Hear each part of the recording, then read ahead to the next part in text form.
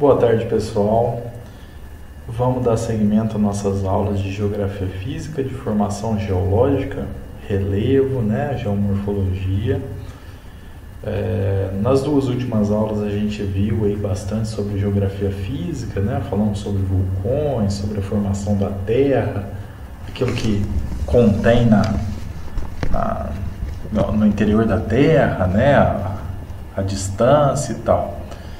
Nessa aula eu vou dar seguimento e vou falar um pouco sobre a formação das rochas, a formação também de terremoto, como que acontece o terremoto, formação dos continentes e, enfim, vou tentar não me alongar tanto como eu me alonguei na última aula. E, bom, antes de começar, pessoal, quero dizer assim que essas aulas de Geografia Física, elas são mais complexas. Eu já disse isso uma vez, tá? Então tem muito nome, tem muito conceito. O que eu aconselho vocês a fazerem é anotar, tá? Anotem esses conceitos. Eu tenho parado o vídeo várias vezes, coloco as definições. Então anotem porque isso aí não é fácil de guardar e é uma matéria que vai cair no Enem. Não tenham dúvidas que vai cair, é uma matéria importante, tá? Talvez não esses conceitos, tá? Mas assim, de modo geral, anotem, porque facilita o entendimento, tá bom? E outra coisa, eu percebi também que a visualização dos vídeos, ela caiu bastante, compreendo que o pessoal deu uma desanimada, que, enfim, a pandemia desanimou todo mundo. Mas eu reforço que o Enem está chegando, pessoal. De agora para o fim do ano é um pulo, tá? É muita coisa para ser estudado.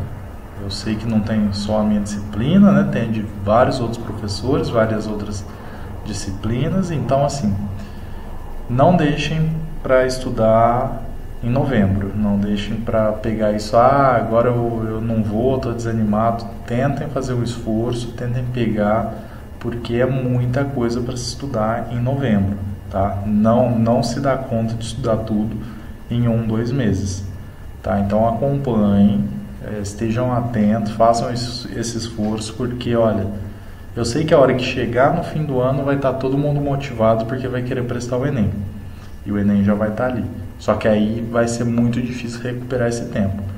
Então façam esse esforço para continuar acompanhando. E para me dar respaldo também, porque como uma parte da matéria é complexa, eu preciso saber onde vocês têm dúvidas para que eu possa moldar a aula, tá? Enfim, vamos lá. Primeiro que a gente vai falar sobre a formação dos continentes, no globo terrestre, e eu gostaria assim, que vocês tivessem noção de que o continente não é dessa forma que a gente vê no globo terrestre. Eles não foram sempre assim, A América do Sul nunca esteve, não é que ela sempre esteve ali naquela posição, a Europa na dela, a África ali ao lado da América do Sul, dividida pelo Oceano Atlântico, separando os dois continentes pelo Oceano Atlântico. Esses continentes se movimentaram ao longo do tempo, Isso aconteceu por quê? Pelo fato que a gente já explicou nas últimas aulas, Os continentes eles se movem, pela tectônica de placas, Então a crosta terrestre, os continentes estão sobre a crosta terrestre e eles têm um movimento, Eles movimentam pela dinâmica ao interior da Terra, existe uma movimentação, Então a América do Sul hoje ela está se afastando da África, A África, por sua vez, está sendo dividida, em uma parte ali, o chifre da África está sendo dividido. Isso acontece, esses movimentos continentais acontecem ilimitadamente, eles sempre acontecem. Então a gente vai ver aí ao longo da história da formação da Terra, e aí, pessoal, estou falando de bilhões de anos, tá? Não estou falando de 100 anos atrás, não, estou falando de bilhões, milhões de anos. A gente vai olhar ali que os continentes aí sobre sobre o globo terrestre já tiveram em outras disposições, né? A gente vai olhar ali, ó, que há 225 milhões de anos, né, aproximadamente, existe a Pangeia, né? Muitas vezes a gente escuta falar da Pangeia. O que era a Pangeia? Era uma massa terrestre gigantesca, era como se todos esses continentes tivessem ali unidos, tá? Não quer dizer, pessoal, que esses continentes tinham as mesmas dimensões que tem hoje, tá? Eles eram um pouco menores, um pouco maiores, variava dependendo das condições climáticas, dependendo da formação rochosa, né? Porque a gente muitas vezes, né, esses continentes eram formados por sedimentos e por erupções vulcânicas, né? E a gente vai lembrar que a lava do vulcão é o que? Rocha derretida. E quando ela solidifica, o que acontece? Vai criando aí uma massa, né, de rocha, né? Ela vai solidificando, ou seja, vai tendo mais massa terrestre, certo? E como a gente está falando de muito tempo, né, de milhões de anos, imagina, são milhares de erupções, né, que vão e vai tendo aí uma dimensão muito grande, né, tudo vai ficando muito grande. Enfim, então nessa figura a gente vai ver aí que tem a Pangeia, né, depois mais recente, eu estou falando de 200 milhões de anos, você vai ter ali a Laurasia Gondwana, que aqui fala Gondwana, mas está em inglês, é o continente da Gondwana, algo parecido, a pronúncia é mais ou menos essa, em que você já tem uma separação ali entre norte e sul, né, da massa continental. Então, nos moldes que a gente tem hoje, daria para falar que o continente da América do Sul esteve junto ao continente da África, tá? Mas eu estou trazendo isso para as definições de agora, né? Então não quer dizer que era exatamente encaixadinho um continente no outro, tá? Era próximo, era aproximado, tinha o choque dos dois continentes, né? Tinha uma proximidade dos dois continentes. Que na verdade, pessoal, não é que os dois continentes estavam separados e se juntaram. Não, eles sempre estiveram juntos e hoje eles se separaram. Tá bom? América do Sul e África, estou falando. E aí, a gente acompanhando, vai ver que no período Jurássico o globo terrestre passa a ter uma forma aproximada do que seria hoje, né? Então a gente percebe ali Jurássico, 175 milhões de anos atrás. A gente percebe ali que a América do Norte esteve unida ali, o que hoje seria a Europa, a América do Sul ainda estaria unida ali à África. E mais para frente, no período Cretáceo, já tem essa separação da América do Sul, né? A gente percebe ali que a península da Índia tá se chegando ali ao que vai ser o Himalaia hoje, né? E a África já começa a tomar forma, e no período presente, né, a gente já tem essa definição aí. O mapa está meio feinho, mas é só para ilustrar, tá, pessoal? Eu peguei um exemplo aqui também de como funciona isso. Eu peguei como funciona essa coisa do derivo continental lá atrás, antigamente, assim, há milhões de anos atrás. Como que essa deriva continental funcionou?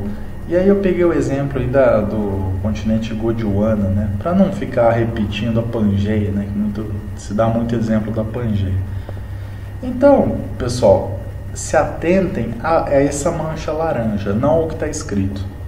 Então, percebam essas manchas laranjas. Essa mancha laranja é a massa terrestre, tá? Naquele período não tinha humanidade, não tinha ninguém para definir, para dar nome. Esses nomes a gente deu depois. Então o globo terrestre tinha isso de massa terrestre. O globo terrestre era isso, tá? Só que aí na ilustração eles quiseram colocar os nomes para a gente ter a referência de onde estaria a América do Sul dentro da Gondwana, que era o continente antigo. E aí a gente percebe, a América do Sul está ali, a África está ali. A gente percebe que tem, né, entre a América do Sul e a África tem um espacinho aí, algo que seria que era massa terrestre, tá? Que hoje já não tem mais, que ela está submersa. Então tem a Índia, estava ali também, né? A Península Arábica. E na outra ilhazinha aí laranja, você já tem a Sibéria. Aliás, a Sibéria está separada, né? Mas você tem a Laurásia, né? Que seria ali um pedaço da Ásia, né? Tá certo, pessoal? Então, assim, esses nomes é só para ilustrar, para a gente ter como referência onde a América do Sul estaria se existisse uma América do Sul naquele período, tá? Então é só uma ilustração. Mas se atentem a essa massa laranja. Isso era o continente no globo terrestre há 170 milhões de anos atrás, 200 milhões de anos atrás, aproximadamente. Certo, pessoal? Então, a gente tem que ter noção, quando a gente vai falar de formação da Terra, dessa escala temporal. A gente não está falando do tempo dos nossos avós, dos nossos bisavós, nem tataravós, a gente nem estava aqui. Tá? Não havia vida humana aqui na Terra, né? Então, pessoal, como a gente percebe a formação da Terra, né, a gente percebe que tem vários períodos, né? São vários os períodos de formação da Terra. Cada período é definido, né, dentro de um espaço de tempo, né, também milhões de anos. E aí eu vou colocar essa tabela que vai demonstrar que em cada período aconteceu, teve um evento marcante, né?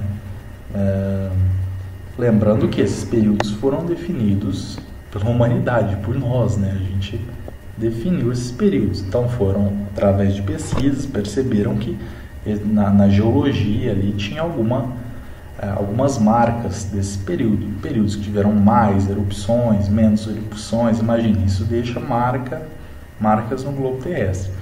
Vou dar um exemplo aqui, a gente vai entender por que é importante conhecer esses períodos para entender a nossa realidade, né? A nossa atualidade. Se a gente pegar aí a tabela, essa tabela é maior, tá, pessoal? Esse é um trecho dela, essa aqui tá bem resumida. Mas atentem-se a isso, ó. Eu estou falando aqui da era paleozoica, tá? Da era paleozoica, tá? Tem aí a definição do Éon, né? Eu estou falando ali em cima, ó. Vocês vão acompanhar comigo. Éon, era, período, época, o início e acontecimento, né? Lá em cima na tabela, na barrinha de cima, tá?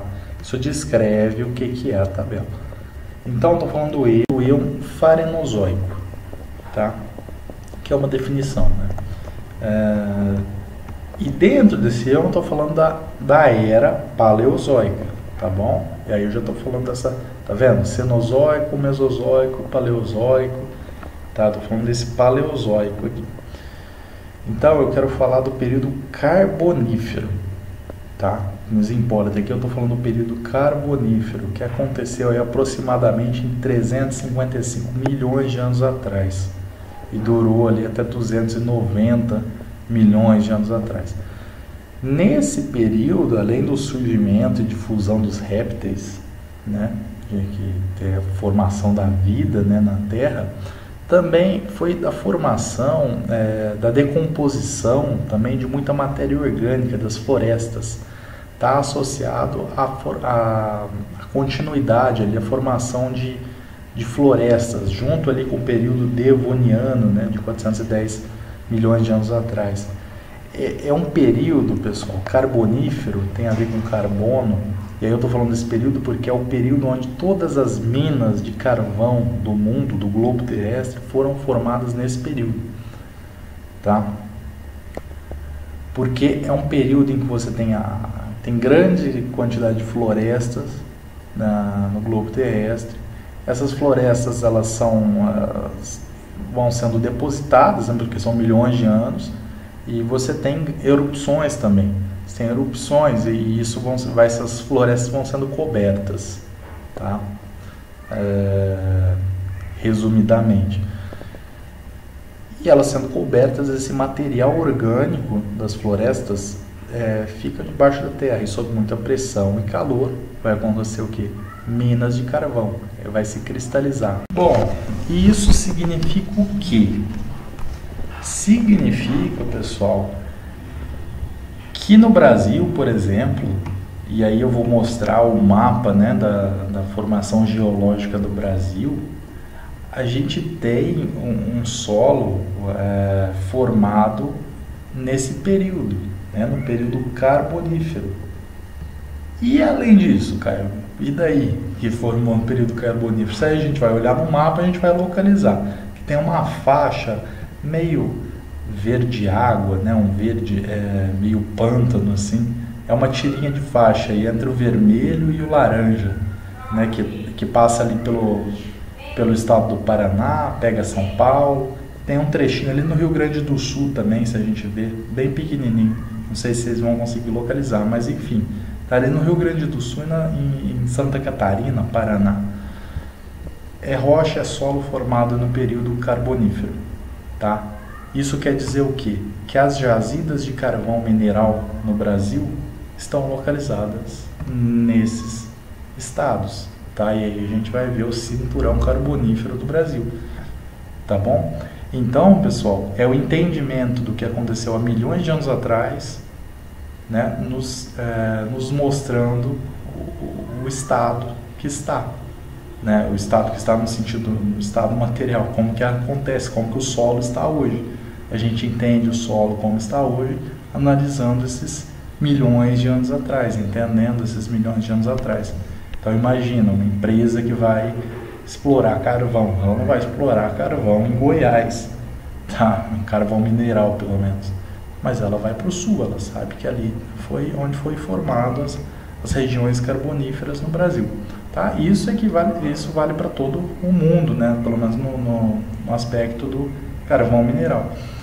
Outros minérios também têm suas formações atreladas aos períodos, tá? de formação geológica da Terra, tá? Isso é evidente, tá? Então sempre tem uma correlação entre a formação da Terra e os minerais presentes, tá bom? Esse foi só um exemplo que eu dei.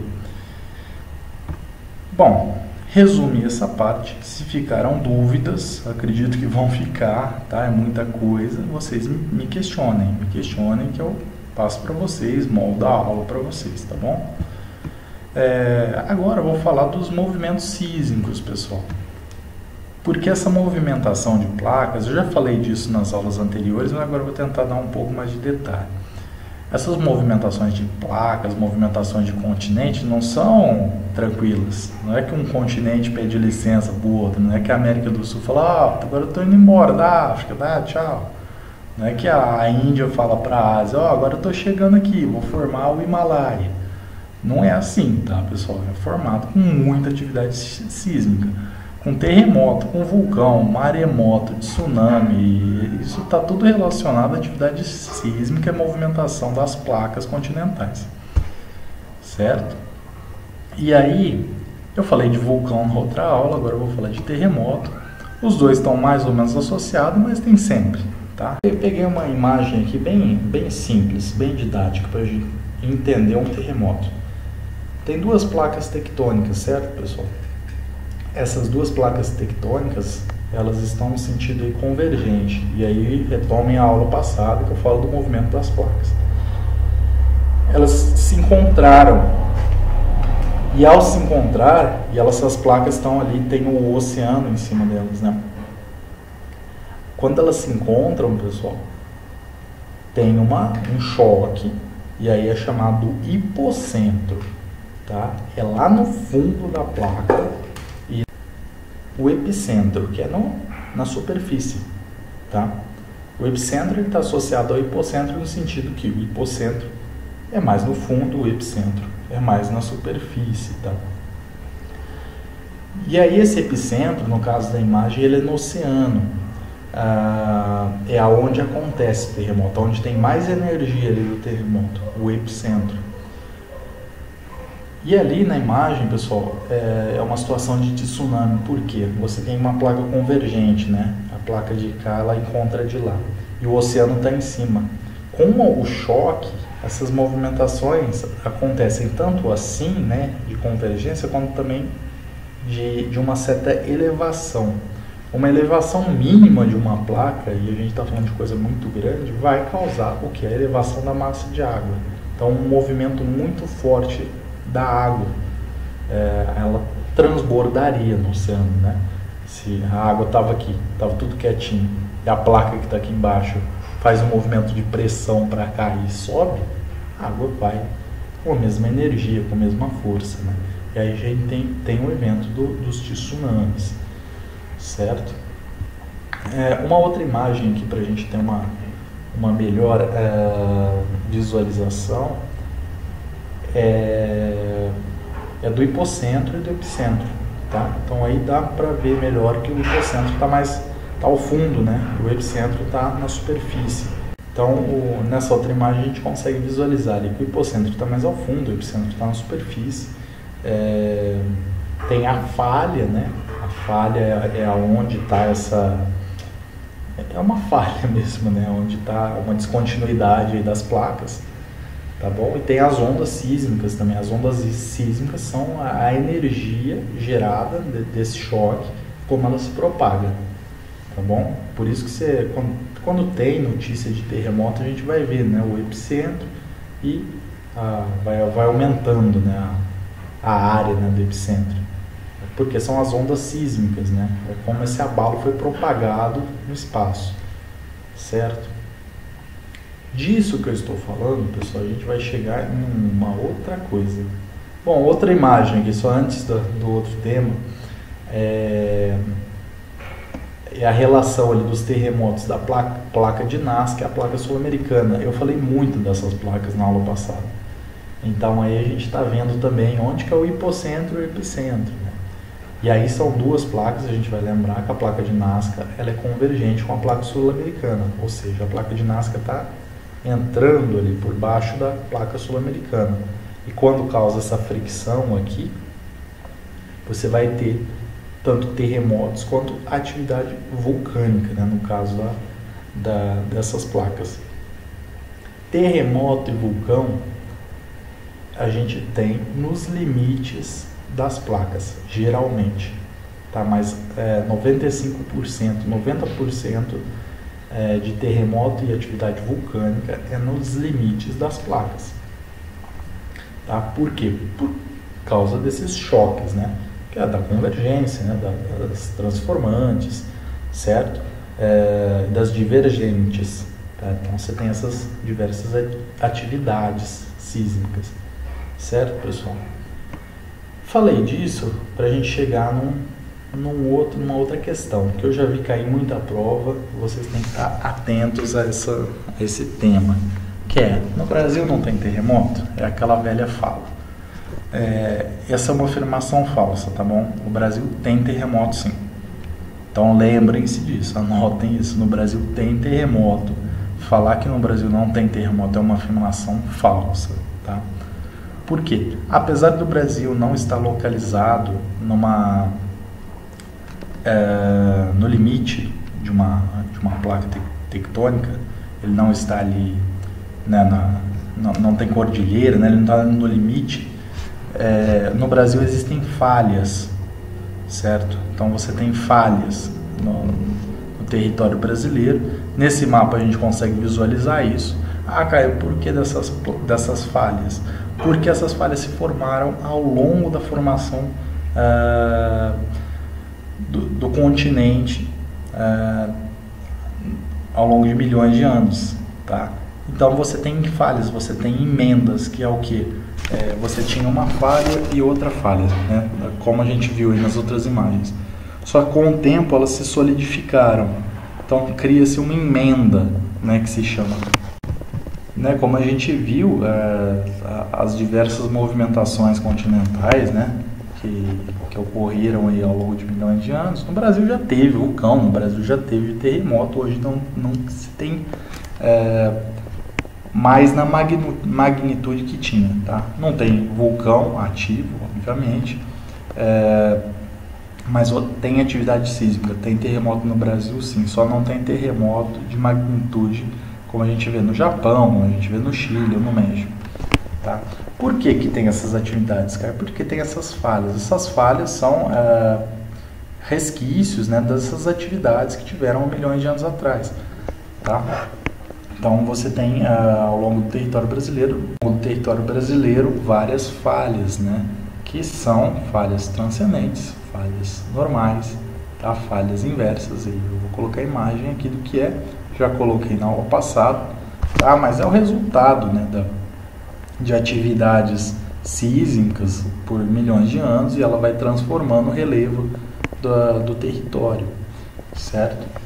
Então, se a gente olhar aí no mapa do Brasil, a gente tem falha ali, ó, no norte de Minas. A gente observa ali que está indicado, falha BR-47. Está indicando porque essa imagem estava falando de uma notícia que teve um abalo sísmico bem forte no norte de Minas.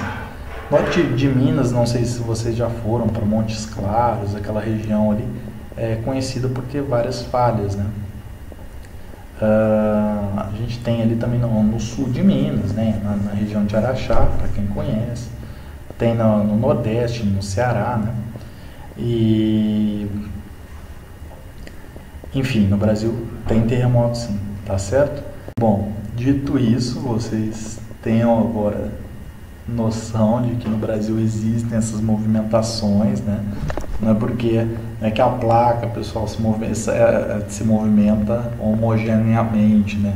Não é porque o continente sul-americano está se afastando ali do continente africano, né? Porque uma placa está se afastando da outra que no Brasil então ele está sendo puxado, ele está sendo levado homogeneamente, né? Como um todo. Não, tem movimentações, você tem pequenas movimentações, tá? Você tem falhas ao longo do território, você tem uma dinâmica de sismos, né? De abalos sísmicos pelo território brasileiro. Vira e mexe, sai notícia, né, desses abalos. Eu vou colocar aqui algumas, tá certo? Acho que eu apresentei tudo, né, que eu tinha de uma forma resumida. Se vocês tiverem dúvidas, me avisem, tá bom? Um abraço e bons estudos, tá bom?